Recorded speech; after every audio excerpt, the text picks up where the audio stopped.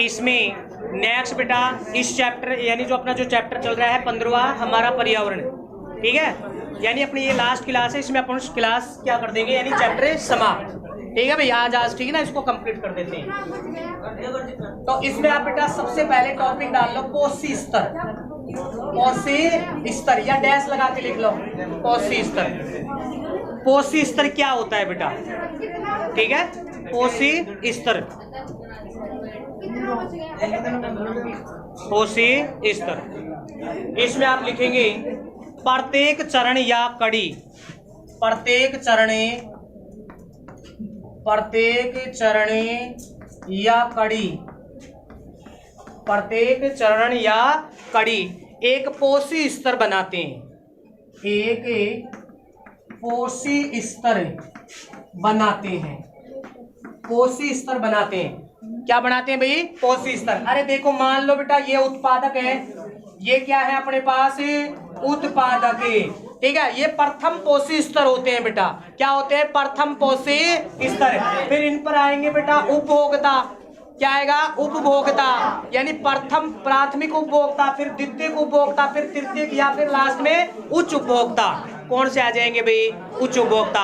और लास्ट में उनका भी क्या होता है बेटा, अपघटन। क्या होता है उनका, अपघटन, अपमार्जन होता है। और अपमार्जन क्या होते हैं, पोषी स्तर का अंतिम चरण, पोषी स्तर का अंतिम चरण। और प्रथम कौन है बताओ, उत्पादक। तो इसमें डैश लगा के लिखेंगे आप, डैश लगा, नहीं बनाना नहीं है, लिखो इसमें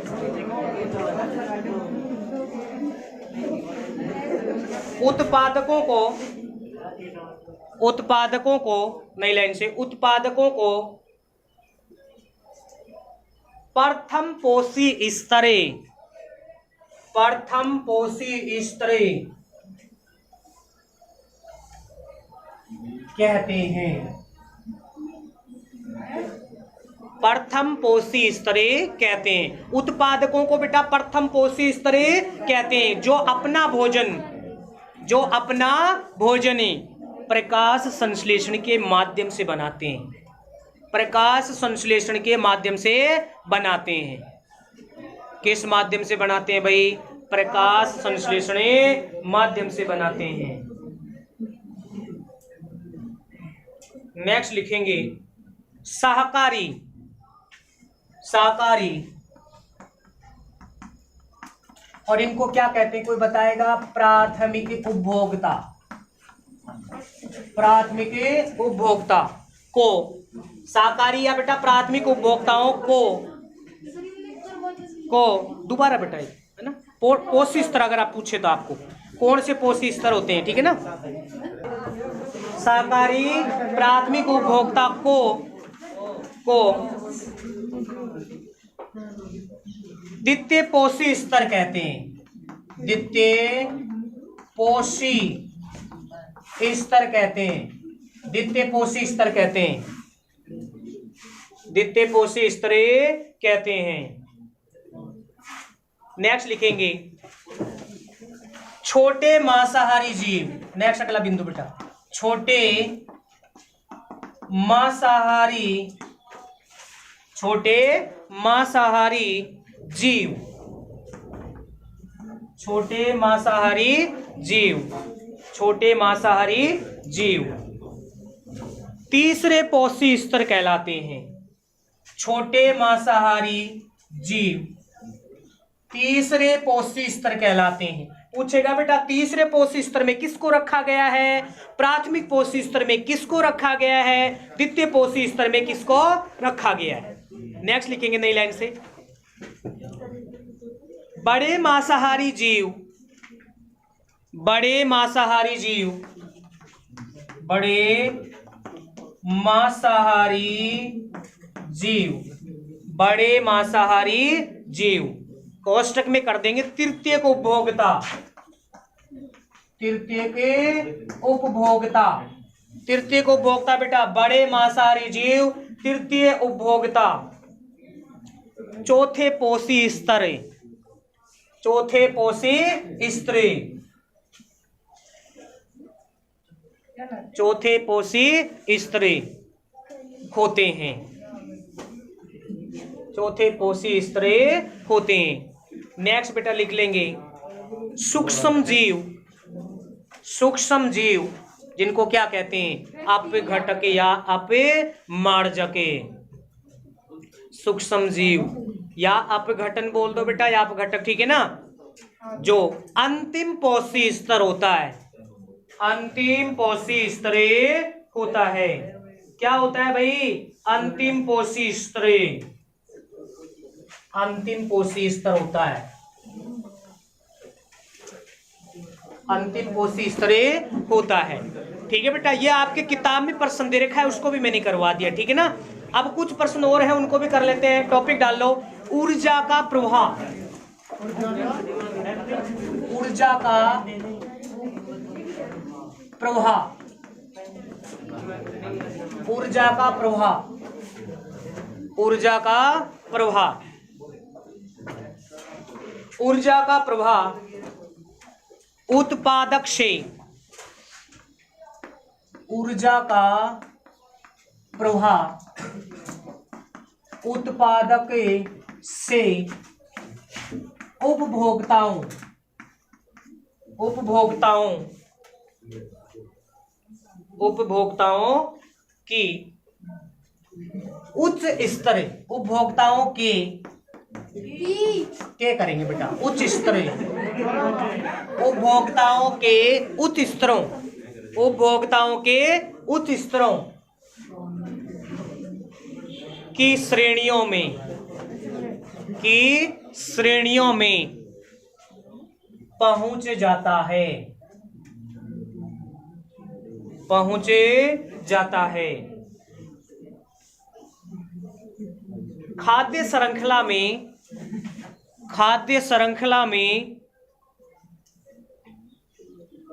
खाद्य श्रृंखला में निचले स्तर से, यानी जो सबसे नीचे होता है बेटा, निचले स्तर से, निचले स्तर से ऊपर के स्तरों को, ऊपर के स्तरों को, निचले स्तरों से ऊपर के स्तरों का केवल, निचले स्तर से ऊपर के स्तरों का केवल, केवल कर दो ना, केवल, केवल 10%, 10%, 10%, अरे प्रतिशत बोल दो, ठीक है, 10% ही उपलब्ध होता है, 10% ही उपलब्ध होती है, ऐसे कर लेंगे, 10% ही उपलब्ध होती है। यानी ऊर्जा का जो प्रवाह है बेटा, ऊर्जा, अरे निचला स्तर का जो होता है ना, उससे ऊपर वाले को कितनी एनर्जी प्राप्त होगी, 10%, जिसे, जिसे, जिसे 10% का नियम कहते हैं। अंडरलाइन कर लेना भाई, जिसे 10% का नियम कहते हैं, 10% का नियम कहते हैं, 10% का नियम कहते हैं। अब समझ लो बेटा 10% का नियम क्या है, इधर ध्यान दो सभी एक बार। अरे मान लो बेटा ये अपने पास इस प्रकार से, ठीक है ना, ये है अपने पास उत्पादक है, क्या है भाई, उत्पादक, पेड़ पौधे हैं बेटा। अब इसके बाद में मान लो बेटा ये क्या है, प्राथमिक उपभोक्ता, फिर कौन होंगे बताओ, द्वितीय के उपभोक्ता, फिर तृतीय को उपभोक्ता बेटा, कौन से हो जाएंगे, तृतीय के उपभोक्ता। यानी 10% का नियम क्यों कहते हैं बेटा, अरे मान लो इस उत्पादक को, इस उत्पादक को बेटा 10,000 ऊर्जा प्राप्त होती है, कितनी ऊर्जा, 10,000 जूल प्राप्त होती है। ऊर्जा यानी ऊर्जा का मात्रक क्या होता है बेटा, जूल, तो 10,000 जूल प्राप्त होती है उत्पादकों को सूर्य से, पेड़ पौधों को बेटा। अब इसमें बेटा क्या होगा, प्राथमिक जो उपभोक्ता होते हैं उनको कितनी एनर्जी प्राप्त होगी, 10%, इसका 10% निकाल लो, अरे कितना, 10%, यानी 10 बटे में क्या लगा दूं, 100, 1 0 से 1 0 और 1 0 से 1 0। तो देखो बेटा इसको 10,000 जूल, तो इसको बता दो कितनी, 1000 जूल कितनी प्राप्त होगी प्राथमिक उपभोक्ताओं को, 1000। द्वितीय उपभोक्ताओं को बताओ बेटा, अरे कितनी, 1 0 से 1 0, तो कितनी प्राप्त होगी बेटा, 100 जूल।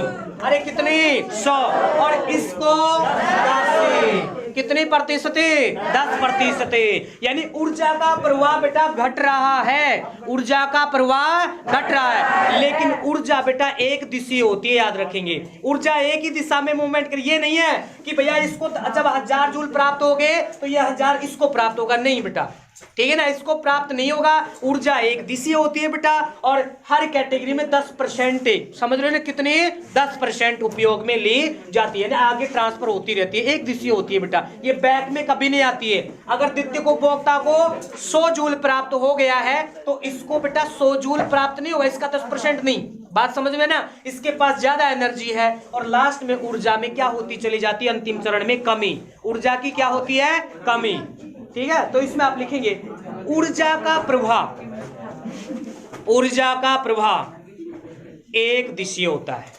ऊर्जा का प्रवाह एक दिशीय होता है, ऊर्जा का प्रवाह एक दिशीय होता है, ऊर्जा का प्रवाह एक दिशीय होता है। जब ऊर्जा, अगला पॉइंट, जब ऊर्जा एक पोषी स्तर से, अब समझ गए ना बेटे, एक पोषी स्तर मतलब समझ रहे, एक पोषी स्तर से दूसरे पोषी स्तर में जाती है, एक पोषी स्तर से दूसरे पोषी स्तर में जाती है। अरे यानी जो उत्पादकों से कहां जाएगी बेटा, उपभोक्ताओं में। तो ऊर्जा में कमी होती है, ऊर्जा में क्या होती है भाई, कमी होती है, ऊर्जा में क्या होती है, कमी।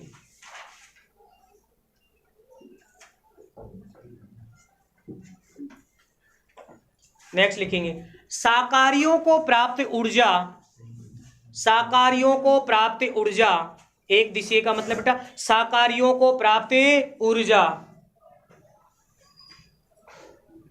शाकाहारियों को प्राप्त ऊर्जा, ऊर्जा का स्थानांतरण, का स्थानांतरण, का स्थानांतरण उत्पादकों को उपलब्ध नहीं होता है, उत्पादकों को उपलब्ध नहीं होता है। यानी बैक में नहीं जाती है बेटा ऊर्जा, एक ही दिशा होती है वो, ठीक है, उत्पादकों को उपलब्ध नहीं होती है, ठीक है बेटा। 10% का नियम समझ में आ गया।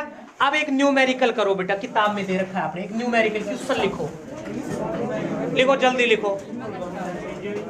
यदि सूर्य से पौधे को, यदि सूर्य से पौधे को, यदि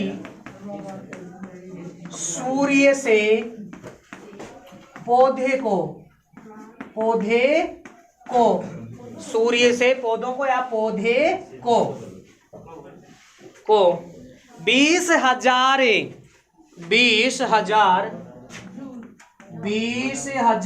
जूल, जूल ऊर्जा उपलब्ध हो तो, ऊर्जा उपलब्ध हो तो, ऊर्जा उपलब्ध हो तो निम्नलिखित आहार श्रृंखला में, निम्नलिखित आहार श्रृंखला में, निम्नलिखित आहार श्रृंखला में शेर को कितनी ऊर्जा उपलब्ध होगी, शेर को, शेर को कितनी ऊर्जा उपलब्ध होगी, शेर को बेटा कितनी ऊर्जा उपलब्ध होगी, शेर को कितनी ऊर्जा उपलब्ध होगी, गणना कीजिए, बिल्कुल गणना कीजिए।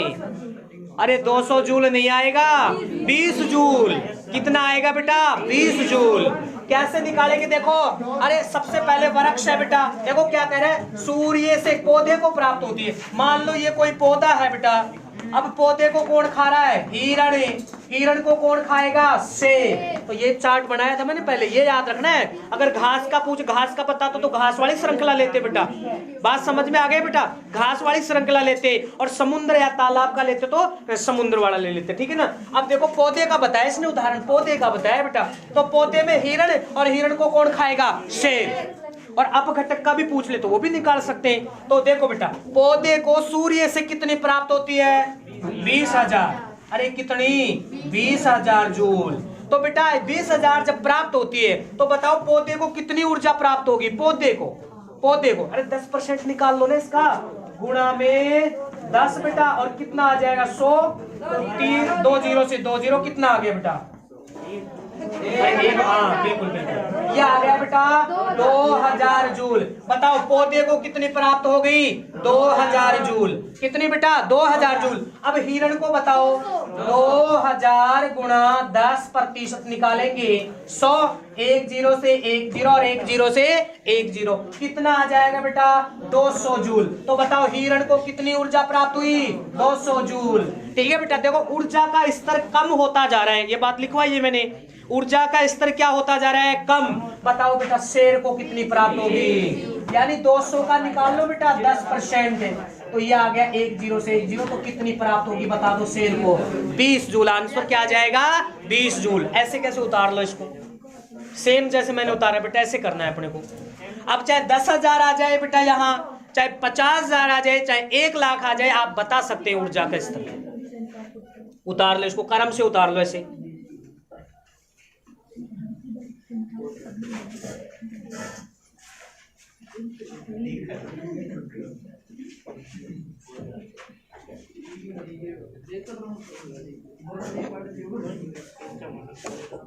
टॉपिक डाल लो जैविक आवर्धन। जैविक आवर्धन, जैविक आवर्धन, जैविक आवर्धन, जैविक आवर्धन। इसमें लिखेंगे खाद्य श्रृंखला में एक, खाद्य श्रृंखला में एक, खाद्य श्रृंखला में एक, खाद्य श्रृंखला में एक अवस्था से दूसरी अवस्था में, खाद्य श्रृंखला में बेटा एक अवस्था से दूसरी अवस्था में, एक अवस्था से दूसरी अवस्था में जाते हुए या जाते हैं तो, खाद्य श्रृंखला में एक अवस्था से दूसरी अवस्था में जाते हैं तो रासायनिक, रासायनिक, रासायनिक स्थायी पदार्थ, रासायनिक स्थायी पदार्थ,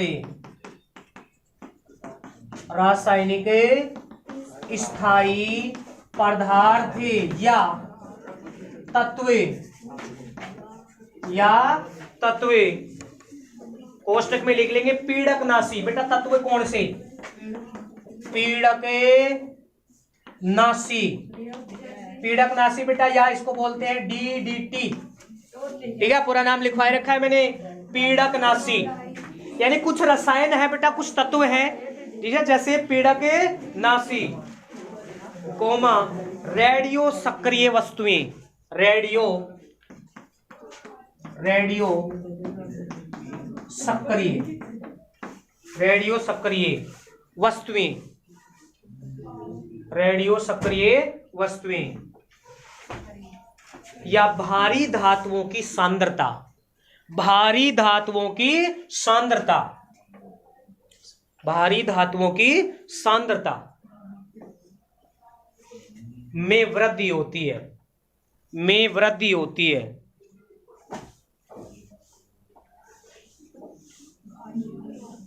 जो उच्च जीव के पास से अधिक मात्रा में पहुंचते हैं, जो उच्च जीव के पास, उच्च जीव के पास अधिक मात्रा में पहुंचते हैं, अधिक मात्रा में पहुंचते हैं, अधिक मात्रा में पहुंचते हैं। समझो बेटा, देखो अरे मान लो ये अपने पास घास है बेटा, या कोई छोटे छोटे प्लांट है, फसल है बेटा, मान लो ये क्या है, फसल है,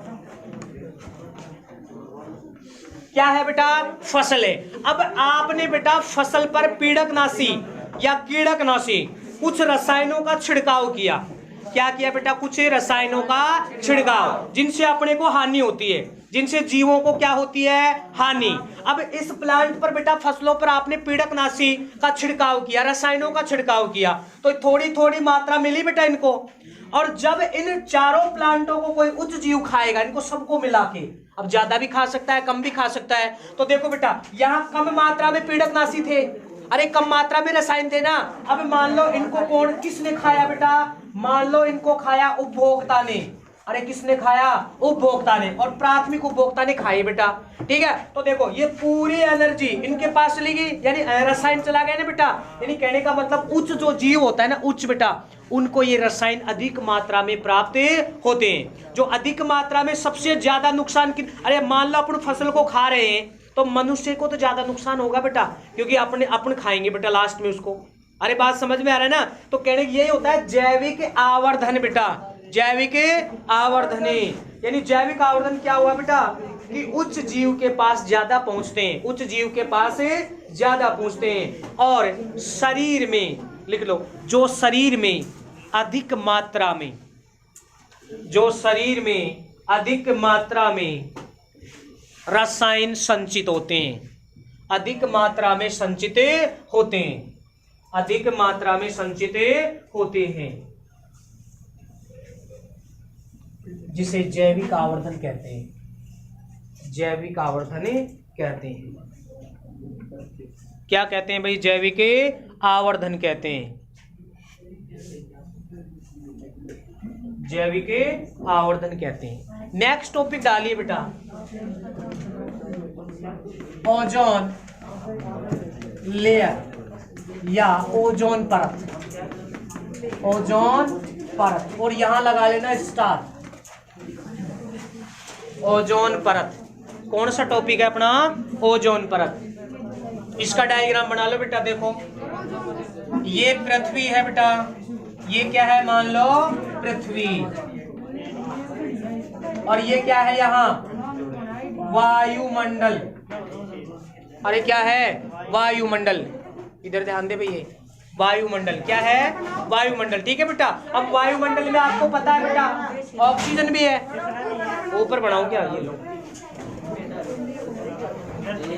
टॉपिक तो डाल लिया ना बेटा, ठीक है।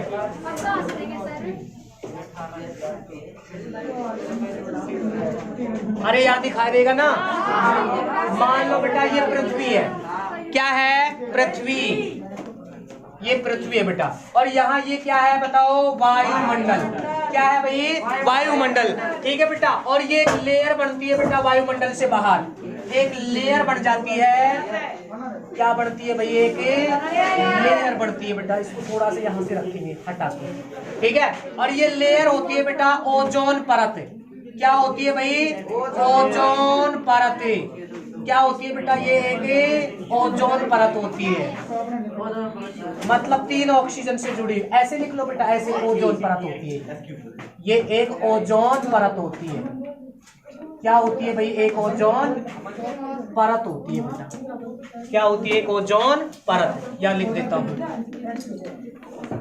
ओजोन परत। और मान लो बेटा यहाँ ये क्या है, सूर्य, क्या है भाई, सूर्य, क्या है बेटा, सूर्य, ठीक है। अब क्या है बेटा, सूर्य से कुछ हानिकारक विकिरण, कुछ हानिकारक विकिरण, जिसको कहते हैं यूवी, पैराबैंगनी विकिरण, कौन सी होती है बेटा, पैराबैंगनी विकिरण, पैराबैंगनी विकिरण। डायग्राम बना लो जल्दी एक बार, यूवी, क्या है ये, यूवी है बेटा। और यहाँ बेटा कुछ यहाँ पृथ्वी पर क्या होती है बेटा, ऐसे ऊपर की तरफ ऐसे दर्शा लेंगे आप, कुछ हानिकारक, यानी अपन ये कह सकते हैं CFC, CFC क्लोरो, बिल्कुल क्लोरो फ्लोरो कार्बन, इसका पूरा नाम लिख लेना, यही लिख लेना आप तो क्वेश्चन बना के। CFC का पूरा नाम क्लोरो फ्लोरो कार्बन, पूछता है बेटा क्लोरो फ्लोरो कार्बन। तो इस प्रकार का ये डायग्राम आप बना सकते हैं। सूर्य हो गया बेटा, ये ओजोन परत हो गई। अब इसमें क्या होता है कि यहाँ CFC रेफ्रिजरेटर या जो एसी वगैरह होते हैं ना, उनसे निकलती है CFC बेटा। क्या निकलती है? CFC। ठीक है, अब ये CFC क्या काम करती है बेटा? ओजोन परत को तोड़ती है। किसको तोड़ती है? ओजोन परत को तोड़ देती है।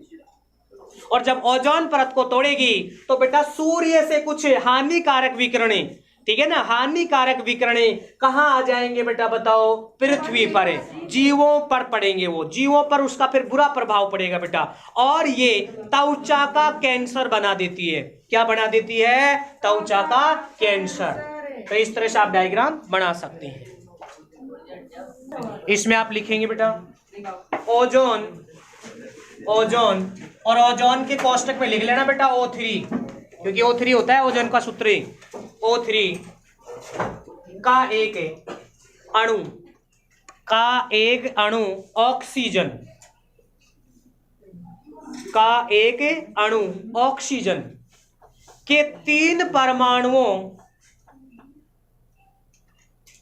ऑक्सीजन के 3 परमाणुओं से मिलकर बना होता है, से मिलकर बना होता है, से मिलकर बना होता है। यानी बेटा देखो ये ऑक्सीजन है अपने पास और ये O2 ऑक्सीजन बेटा, और ये मिलकर क्या बना देते हैं? O3। क्या लास्ट में उतारना? अभी नहीं उतारना इसको, ठीक है, O3। फिर आगे लिखेंगे क्योंकि ऑक्सीजन शोषण के लिए होता है, क्योंकि ऑक्सीजन शोषण के लिए होता है,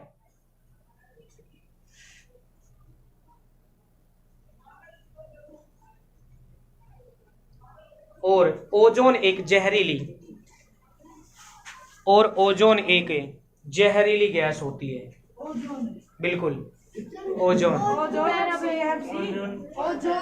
पहले ओजोन लिखो ना, जहरीली होती है। ओजोन के बारे में लिखो, जहरीली होती है बेटा, जहरीली होती है। जो वायुमंडल के ऊपरी स्तर, देखो ये वायुमंडल है और ऊपरी स्तर, ठीक है बेटा, वायुमंडल के ऊपरी स्तर, ऊपरी स्तर में आवश्यक कार्य करती है, में आवश्यक कार्य करती है, आवश्यक कार्य करती है। क्या करती है भाई? आवश्यक कार्य करती है। जो सूर्य से आने वाली, जो सूर्य से आने वाली, सूर्य से आने वाली पराबैंगनी विकिरणों को, कोष्टक में यूवी लिख लेना बेटा, पराबैंगनी विकिरणों को पृथ्वी पर, पृथ्वी पर, पृथ्वी पर आने से रोकती है, पृथ्वी पर आने से रोकती है। पृथ्वी पर आने से क्या करती है भाई? रोकती है। जिससे, जिससे पृथ्वी पर पाए जाने वाले, पृथ्वी पर पाए जाने वाले जीवों की रक्षा करती है। जीवों की क्या करती है भाई? रक्षा करती है बेटा, रक्षा करती है। पृथ्वी पर उत्पादित हो रही, पृथ्वी पर उत्पादित हो रही CFC, पृथ्वी पर उत्पादित हो रही CFC, पृथ्वी पर उत्पादित हो रही CFC ओजोन परत को, ओजोन परत को, ओजोन परत को, ओजोन परत का करना बेटा, ओजोन परत का क्षय करती है, ओजोन परत का क्षय करती है। ओजोन परत का क्या करती है? क्षय करती है। जिससे, जिससे, जिससे से, जिससे से ओजोन परत में एक छेद हो जाता है, ओजोन परत में एक छेद हो जाता है। ओजोन परत में क्या हो जाता है भाई? एक छेद हो जाता है। जिससे, जिससे सूर्य से प्राप्त या सूर्य से आने वाली, सूर्य से आने वाली सूर्य से आने वाली हानिकारक पराबैंगनी किरणें, हानिकारक पराबैंगनी किरणें या विकिरण बेटा, हानिकारक पराबैंगनी विकिरणें या विकिरणें सीधे सीधे जीवों की त्वचा को प्रभावित करती है, जीवों की त्वचा को प्रभावित करती है, जीवों की त्वचा को प्रभावित करती है, जिससे त्वचीय कैंसर यानी त्वचा का कैंसर बन जाता है या उत्पन्न होता है बेटा, जिससे त्वचा का कैंसर बनता है। त्वचा का क्या बन जाता है भाई? कैंसर बन जाता है बेटा। त्वचा का क्या बन जाता है? कैंसर बन जाता है। इस समस्या को देखते हुए, इस समस्या को देखते हुए, अरे इस समस्या को देखते हुए 1980 में 1980 में जब वायुमंडल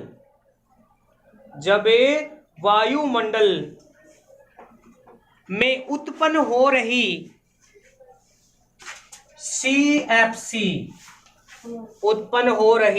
CFC की अधिकता के कारण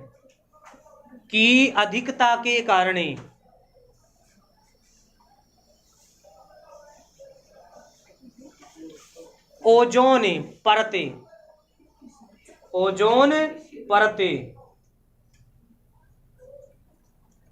में एक बड़ा छिद्र हो जाता है, या हो जाने से, एक बड़ा छिद्र हो जाने से 1987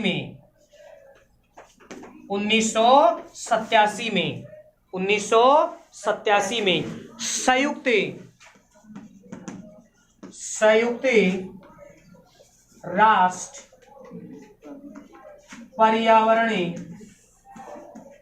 कार्यक्रम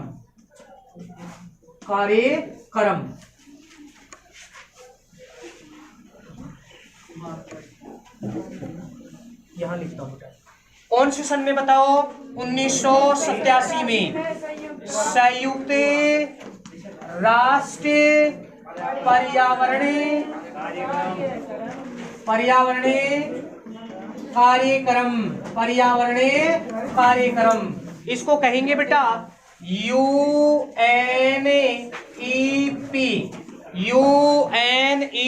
पी प्रोग्रामिंग, ठीक है ना। संयुक्त राष्ट्र पर्यावरण कार्यक्रम, संयुक्त राष्ट्र पर्यावरण कार्यक्रम, इसका है बेटा UNEP के द्वारा संयुक्त राष्ट्र पर्यावरण कार्यक्रम के द्वारा एक अनुमति बनाई गई,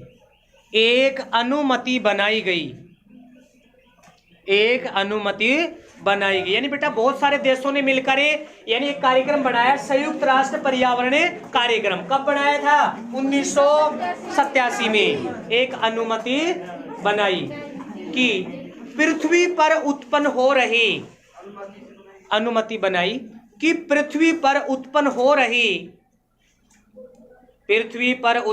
रही CFC का उपयोग कम से कम किया जाए।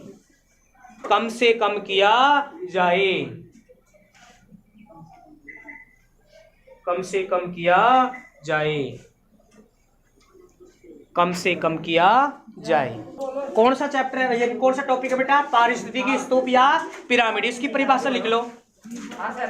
पारिस्थितिकी तंत्रों में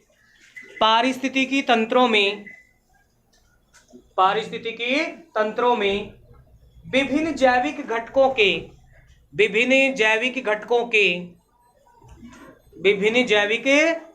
के खाद्य स्तर के संबंधों को स्तर के संबंधों को एक त्रिभुजाकार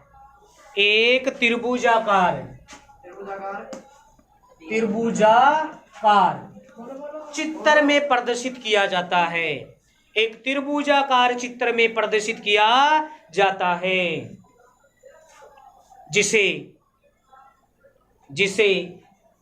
पिरामिड कहते हैं। क्या कहते हैं भाई? पिरामिड कहते हैं। 3 प्रकार के होते हैं। अरे भाई कितने प्रकार के? 3 प्रकार के होते हैं। पहला लिखो बेटा, 3 प्रकार में पहला जीव संख्या पिरामिड। एक होता है बेटा, यहां कह सकते हैं अपने जीव भार पिरामिड, और लास्ट है बेटा ऊर्जा पिरामिड। ऊर्जा पिरामिड 3 प्रकार। कितने प्रकार है? 3 प्रकार। ठीक है बेटा, कितने प्रकार के पिरामिड? 3 प्रकार के। ठीक है।